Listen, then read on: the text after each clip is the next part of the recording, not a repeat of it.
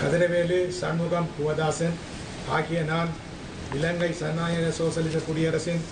அரசியலமைப்பை உறுதியாக போற்றி காப்பேன் என்றும் இலங்கை நாடுகுலத்துக்குள்ளாக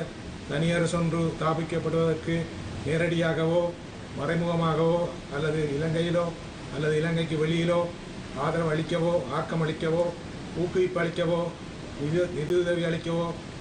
ஊக்குவிக்கவோ பரிந்துரைக்கவோ மாட்டேன் என்றும் பயபக்தியுடன் வெளிப்படுத்தி உறுதி செய்கின்றேன்.